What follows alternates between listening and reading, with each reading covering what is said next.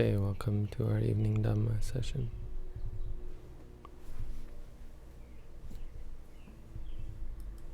Good evening, everyone.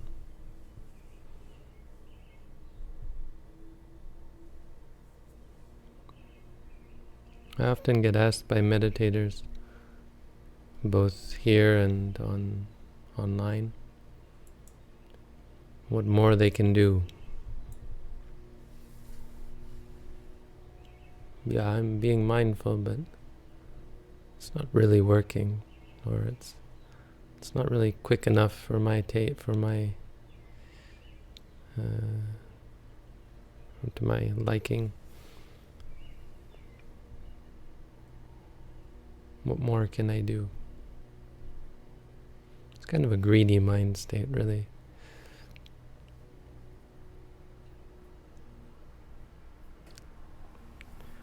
I mean, the whole idea of being able to do something is dangerous.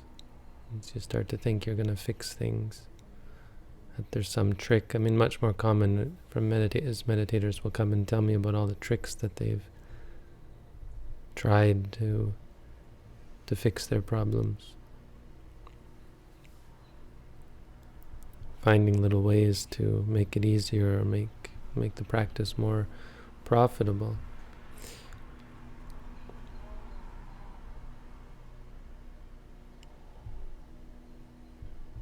And so you have to be careful of that. Otherwise you get into the idea that you're in charge, that you're in control. And in fact, meditation is about letting go of control. Stop trying to control. Stop having anything to do with your experiences except experiencing them. Learn how to be present here now, pure and clear. That being said, there are tricks that are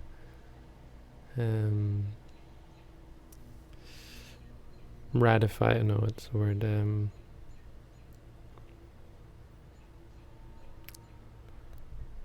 Are spoken of well by the Buddha. For example, there are other meditations we can practice. I've talked about those. You can practice loving kindness.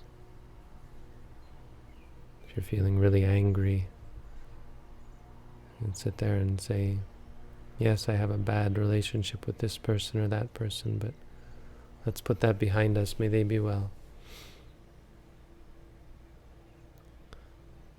And practice mindfulness of the Buddha. So people sometimes will do chanting, or then bow down before the Buddha and make a wish in front of the Buddha. May I follow in his footsteps. May I be guided by his teaching. May I always be surrounded by his followers.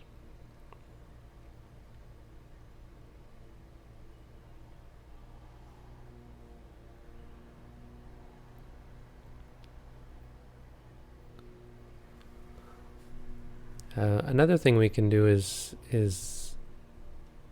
the Buddha gave a list of daily reflections, what he called topics for frequent reflection. Abhikanang, abhinhang, which should be things that should be reflected upon regularly. So, I mean, the most important is for us to be mindful, for us to practice mindfulness meditation.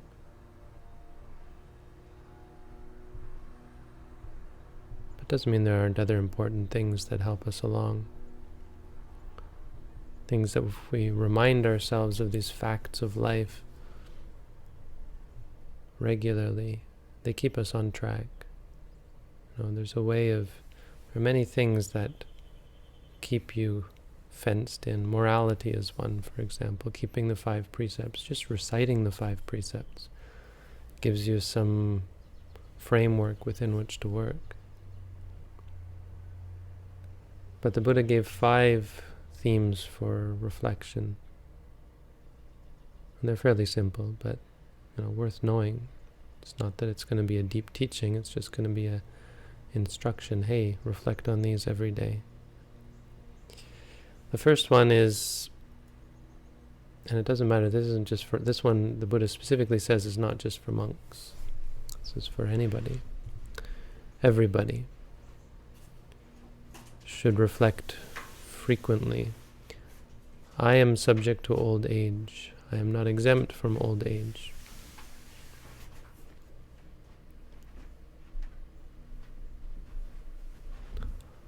Number 2, I am subject to illness. I am not exempt from illness.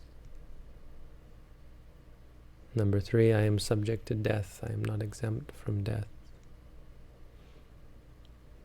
Number 4, I must be parted and separated from everyone and everything dear and agreeable to me.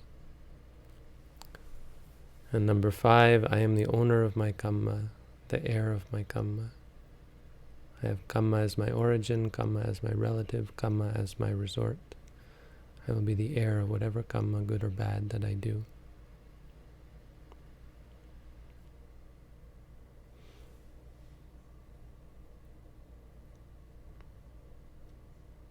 So let's go through these.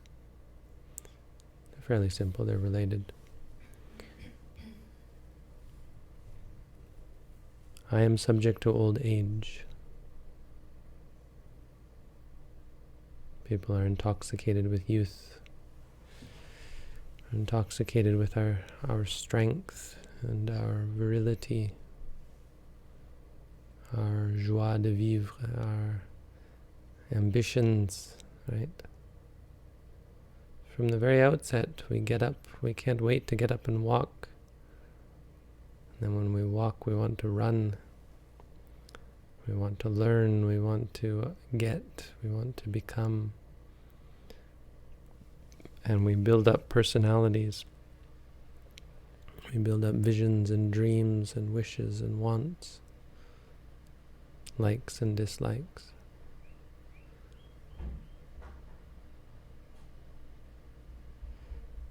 And we clamor for the things that we want, thinking we're feeling really good to be young.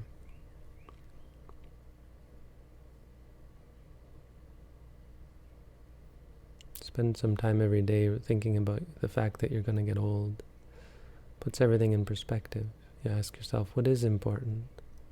Are all these things really useful? Is this really beneficial? Why am I working so hard? Why am I striving to become? You know? People put away money and for their retirement, and then they die before they can use it. Or they're too old to enjoy it. It's not necessarily true, but if you waste your life thinking about, well, so many useless things, we're not going to be young forever. Old age comes to us, we lose our faculties, we lose our youth. Reflect on that regularly. Number 2, we're subject to sickness. The human body is a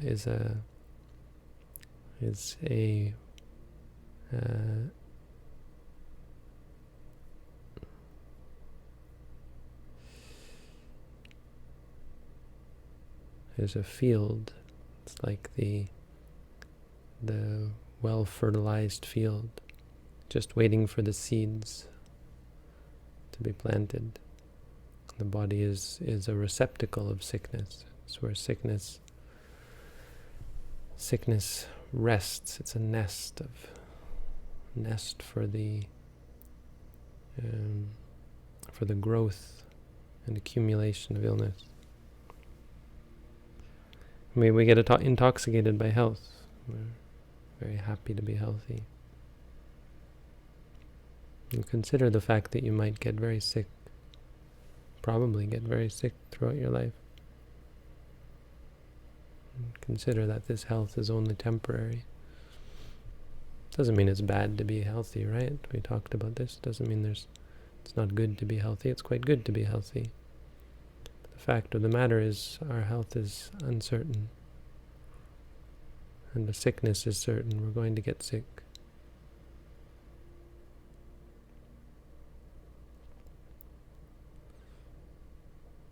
And then you ask yourself, how meaningful are all these things that I cling to if that's the case?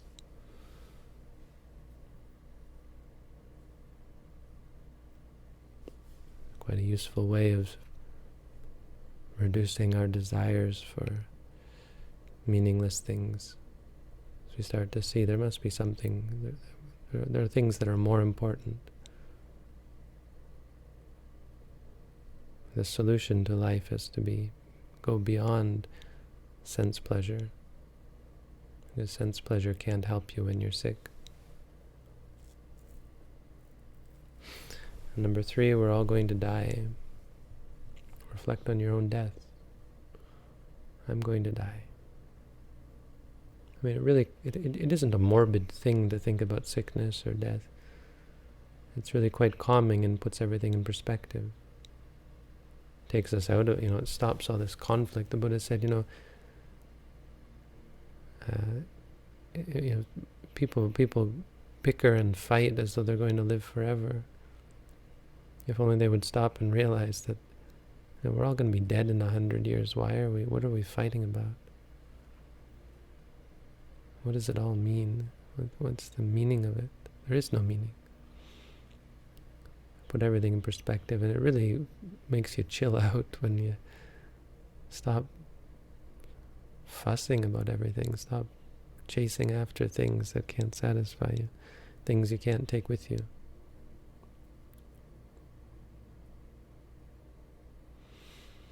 Because number 4, we're going to be parted and separated from everyone and everything that we hold dear and agreeable.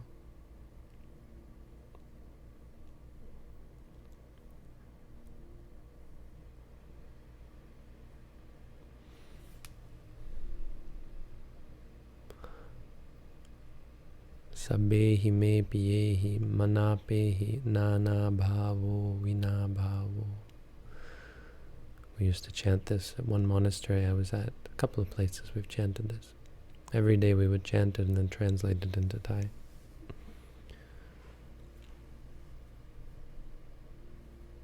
We hold on to all these things that we can't take with us. What are these things to us? Worrying about people, worrying about possessions. The problem is we try to cling to, it's like we try to cling to the water in the river. We're trying to cling to things that are flowing by.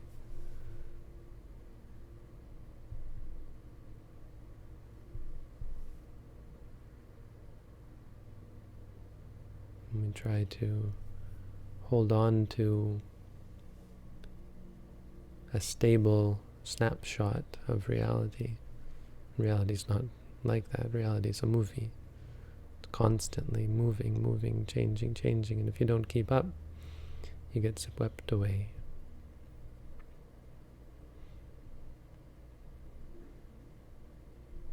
And when you reflect on this, that we're going to have to lose everything, you start to see how dangerous and unreasonable it is to cling to things. Cling to anything. Anything that you hold dear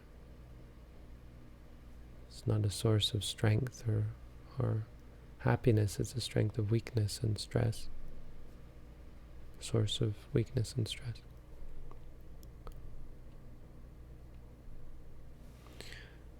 And number 5, what do we really own? What do we really have as a possession? Our deeds, our good and bad deeds. You ask yourself, what are you going to carry with you? What is truly yours? What truly belongs to you? The only answer is our good and our bad deeds. We carry them with us. We can never let go of them. You can't sell them. You can't give them away. You can't shake them.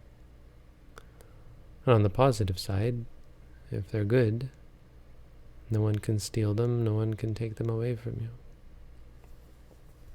People can take away pretty much everything, including your life, but they can't take away your good and bad deeds. These things that make us who we are and give us our sense of worth, our sense of happiness and contentment. A person who is intent upon evil has evil as their possession. They carry it with them in their mind, and they carry it with them as who they are, an evil person, a person with an evil mind, a mind that is habitually unpleasant, displeased, cruel, mean, and so on. Abinhang pachavekitaba. Pachavekittabang. These things should be frequently reflected upon. It's easy to remember old age, sickness, death, loss of everything you hold dear, or the fact that the things that you hold dear don't belong to you, and that your deeds, your good and bad deeds, are something that do belong to you. So this isn't helpful for your meditation directly, but a real important reason for giving these talks is to inspire you to continue meditating, and I think this is a really inspiring teaching. Not the teaching itself maybe, but the actual practice. If you put this into practice, reflecting on all 5 of these, the Buddha goes into quite detail, and it's really neat what he says. He says, as one often reflects on this theme, the path is generated. That's the English. It's not very poetic. See if I can find the Pali.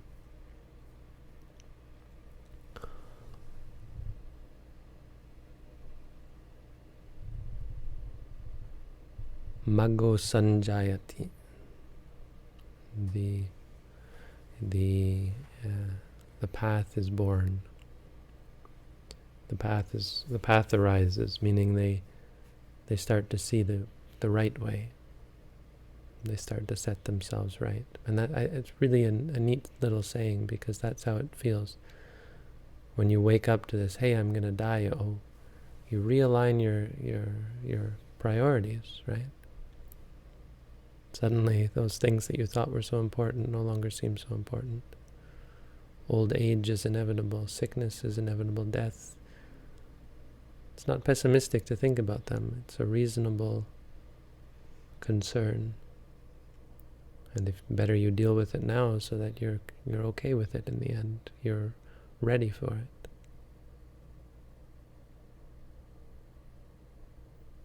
Because so many of us are not ready for it. I mean, that's the thing. You don't have to think about the future, but if you do think about when you die, most of us are frightened of it, are afraid of it. And so it's a good test. If you think about these things and it doesn't bother you, and you think, I'm ready for all that, then you're good to go. And until then, we remind ourselves of them, and they help realign us. They get us on the right path. So you say, hey, these things are not so important.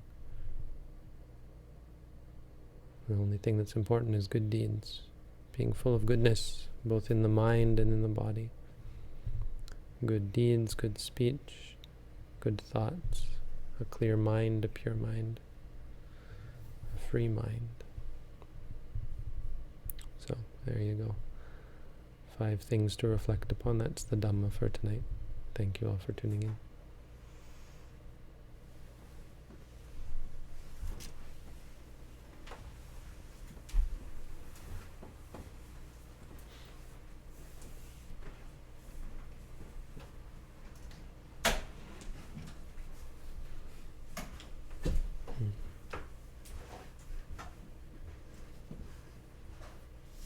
Got a bunch of questions here.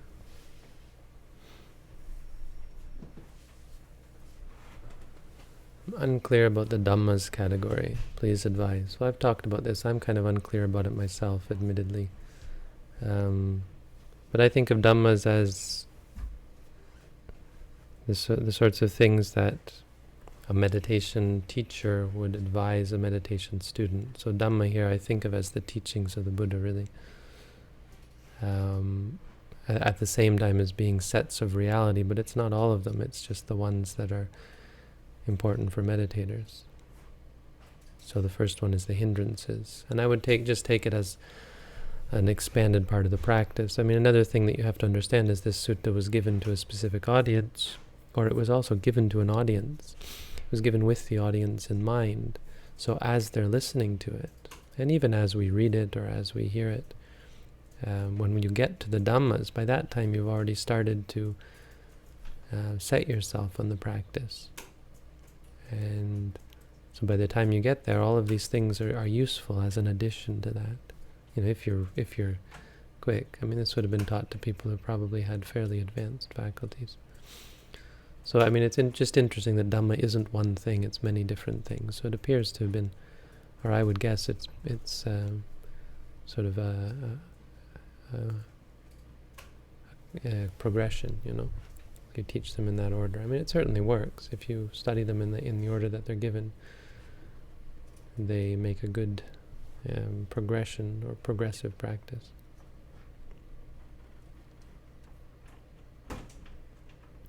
For beginners, we just start with the 5 hindrances and the 6 senses. Tanha paccaya upadana. Does upadana here mainly refer to kama upadana, or does it include all 4 types? How do you explain ditthi upadana, being caused by craving? I don't like these questions. What does the answer to that question really help you? Maybe it does. It's too tough a question. I want easy questions. Easy questions only. I don't know. I don't think I'm the one to answer that. My first guess is that it probably is only kama upadana. But that's not even true. Ditthi upadana. I think that the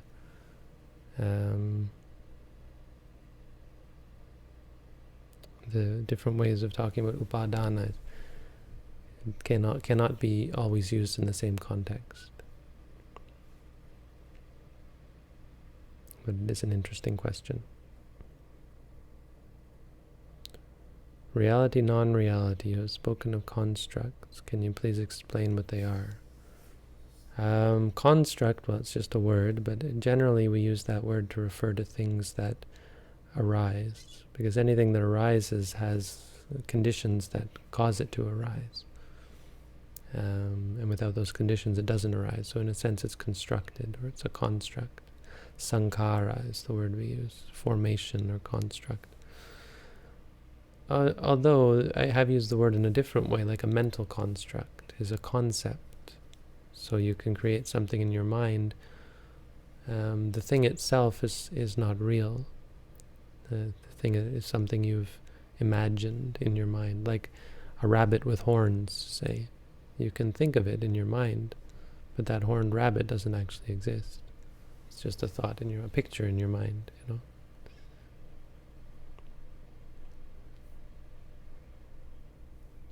So it could be used in different ways, I suppose. Don't use that word that often, I hope.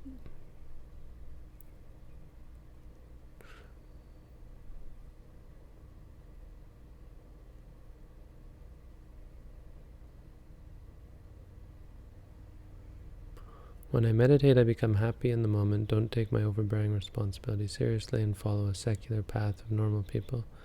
When I stop meditating, I want to ordain.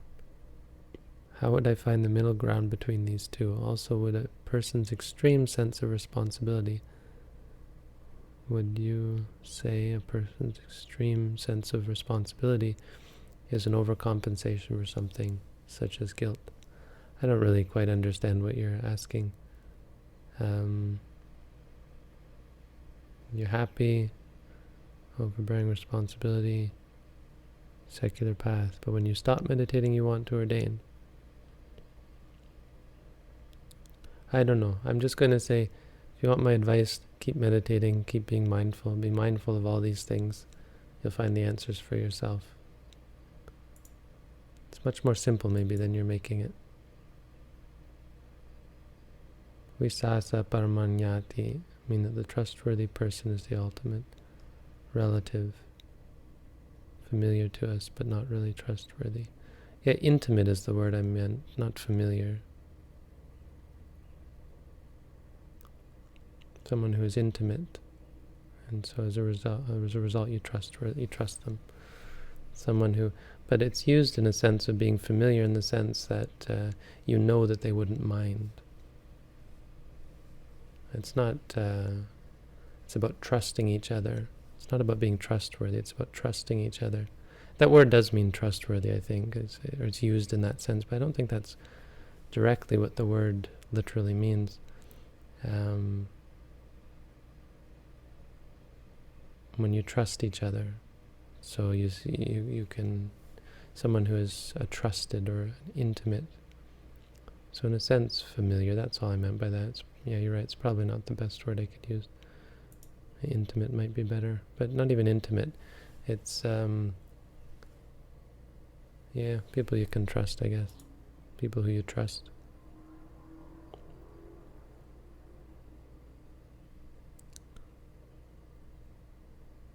Let go of our names. Are they considered attachments?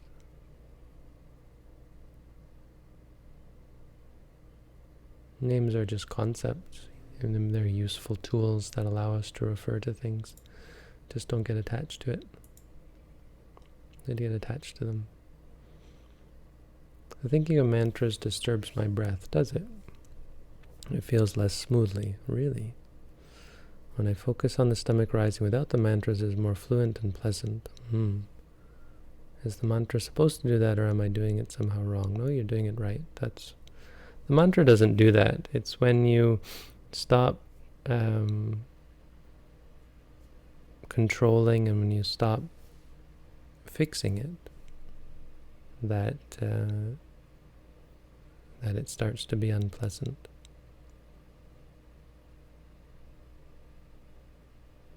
You get out of that groove, the comfortable groove of enjoying it, right? Because you can create pleasurable sensations in the mind if you want,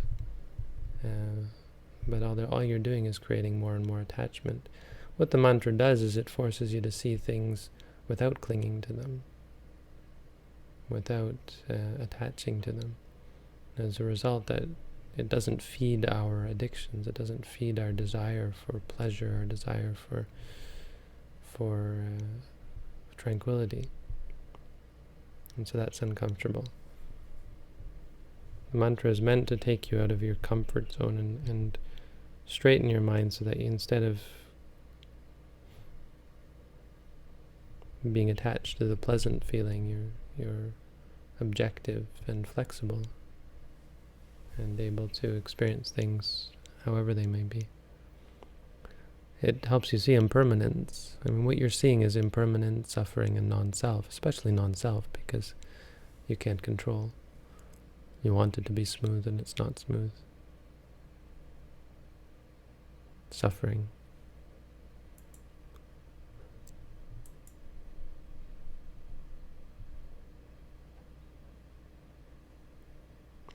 How can we make a positive difference, trying to help people with compassion, wisdom?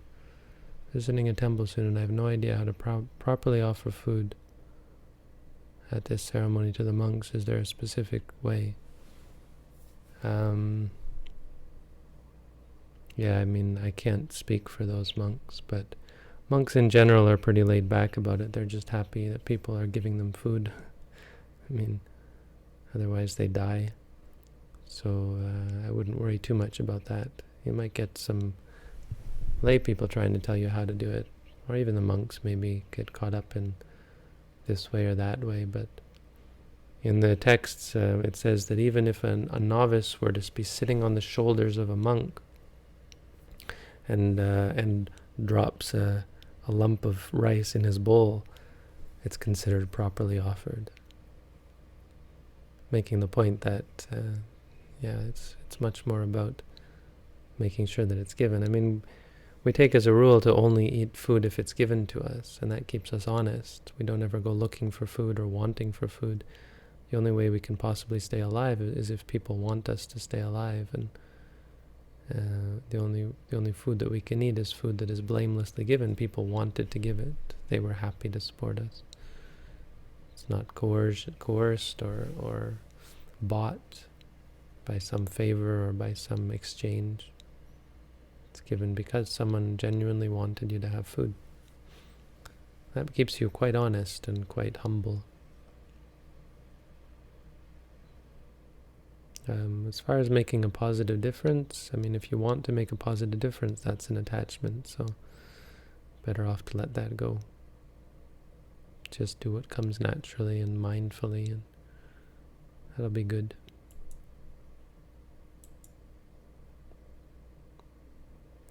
What do you think about mystic experiences that use suffering, use fuel to have more intense experiences? I don't think about them at all, really. Some in society say the future is your brain on drugs. What do you think about this blasphemy? I don't think about it at all. Sorry, questions unrelated to what I do. I'm not that keen to answer them. There's just too many. And I don't really have answers. So, hope that was at least somewhat satisfying. And if it wasn't, I'll go meditate and let it go. Good night, everyone. Thank you all.